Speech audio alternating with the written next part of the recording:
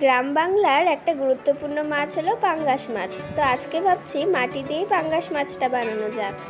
তো প্রথমে অল্প পরিমাণ মাটি নিয়ে মাটিটাকে ভালোভাবে মেখে নিব। তারপর মাটিটাকে লম্বাভাবে মেখে নিয়ে একদিকে মাছের মাথা আর একদিকে মাছের লেজটা বানিয়ে নিতে হবে। মাথাটা খুব একটা বড় করা যাবে না, মাথাটাকে ছোট করে লেজটাকে চওড়া করতে হবে। মাছটার শরীরটাকেই ভালো করে তৈরি করতে হবে, তাহলেই মাছটা দেখতে ভালো লাগবে। তো দেখো মাছটার মাথা আর লেজটা তৈরি করার পর মাছটার পেটের অংশটা একটু চওড়া করে দুদিকে পাখনা তৈরি করে দিতে হবে। তো দেখো মাছের লেজটা চওড়া করে মাছটার শরীরটাকে কেমনভাবে তৈরি করে নিলাম। তো মাছটার শরীরটা তৈরি করে নেওয়ার পর মাছটার পাখনাটা বোঝানোর জন্য পাখনাটার নিচে আঙুল দিয়ে দাগ দিয়ে দিচ্ছি। শুধু মাছটার সামনের অংশটাই তৈরি করলে হবে না, মাছটার পেছনের অংশটাও ভালোভাবে তৈরি করতে হবে। তো মাছটার পেছনের অংশে ভালোভাবে জল দিয়ে মাটিটাকে মসৃণ করে নিচ্ছি। পাঙ্গাস মাছের দুদিকটাই ভালোভাবে তৈরি করছি, যাতে রং করার পর পাঙ্গাস মাছটা দেখতে ভালো লাগে। গ্রাম বাংলা এলাকায় পাঙ্গাস মাছ অনেক পাওয়া যায়, আর অনেকে পাঙ্গাস মাছ খেতে খুবই ভালোবাসে। তাই আজকে আমি মাটি দিয়েই পাঙ্গাস মাছ বানানোটা চেষ্টা করছি। মাছটাকে জল দিয়ে ফিনিশিং করার পর এবার লেজটাতে কাঠি দিয়ে দাগ দিয়ে দিচ্ছি। এবার কাঠিটা দিয়ে ফুটো করে মাছের চোখটাকেও তৈরি করে নিলাম। এবার মাছটার মুখটা তৈরি করার জন্য কাঠি দিয়ে দাগ দিয়ে দিতে হবে। দাগটা একটু বড় করে দিতে হবে যাতে মুখটা ভালোভাবে বোঝা যায়। এবার লেজের মতন করে মাছের পাখনাগুলোতেও দাগ দিয়ে দিতে হবে। দুটো পাখনাতে এইভাবে দাগ দিয়ে দিতে হবে। এবার মাছের সামনে একটা ছোট্ট পাখনাও বসিয়ে দিলাম। মাছটাকে ভালোভাবে তৈরি করে নেওয়ার পর রোদে শুকোতে দিলে রং করলে আরও দেখতে ভালো লাগবে। তো দেখো মাছটা বানানো আমার কমপ্লিট হয়ে গেল। এবার রোদে শুকোতে দিয়ে আসলাম। শুকোনোর পর মাছটাতে রং করতে হবে। কিছুক্ষণ পর এসে দেখলাম মাছটা আগের থেকে অনেকটাই শুকিয়ে গেছে।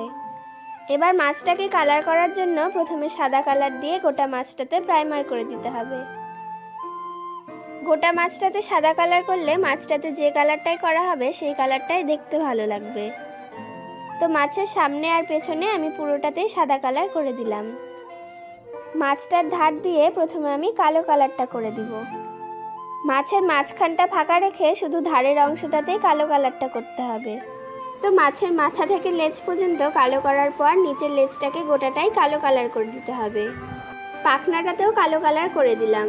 কালো কালার করার পর কালো কালারটাকে জল দিয়ে ভালোভাবে মিশিয়ে দিতে হবে, তাহলেই মাছটা দেখতে ভালো লাগবে। তো মাছটার ফুলকাতেও সামান্য পরিমাণ কালো কালার করে দিলাম। এরপর মাছের লেজের দিকটাতে হালকা গোলাপি কালার করে দিচ্ছি। লেজটার দিকে ভালোভাবে গোলাপি কালার করার পর এবার মাথার নিচের অংশটাতেও গোলাপি কালার করে দিতে হবে। লাল কালারের সঙ্গে বেশি পরিমাণ করে সাদা মিশিয়ে যে গোলাপি কালারটা পাওয়া যায় সেই গোলাপি কালারটাই করতে হবে। তো মাথাতে গোলাপি কালার করে দেওয়ার পর নিচে পাখনার সাইড দিয়েও গোলাপি কালার করে দিলাম। এই গোলাপি কালারগুলো করছি কারণ মাছটা দেখতে যেন আসল মাছের মতো দেখায়। পাখনার সাইড দিয়ে গোলাপি করার পর এবার মাছের চোখটাতেও একই কালার করে দিতে হবে। খুব বেশি লাল করলে ভালো লাগবে না, সামান্য গোলাপি হলেই ভালো লাগবে। খেয়াল রাখতে হবে যাতে মাছটা বেশি কালো কালার না হয়, তাহলে কিন্তু মাছটা দেখতে ভালো লাগবে না। কালো কালারের নিচ দিয়ে সাদা কালার ভালোভাবে মিশিয়ে দিতে হবে। মাছের দুদিকটাতেই ভালোভাবে কালার করে নিয়েছি। তো দেখো আমার পাঙ্গাস মাছটা কমপ্লিট হয়ে গেল। তো মাটি দিয়ে পাঙ্গাস মাছ বানানো আর রং করার ভিডিওটা তোমাদের কেমন লাগলো কমেন্টে কিন্তু অবশ্যই জানিও। আর পাঙ্গাস মাছটা দেখতে ভালো লাগছে কিনা সেটাও জানিও। এরকম নতুন নতুন ভিডিও দেখতে চাইলে চ্যানেলটিকে সাবস্ক্রাইব করে রেখো, আর ভালো লাগলে একটা লাইক করে দিও।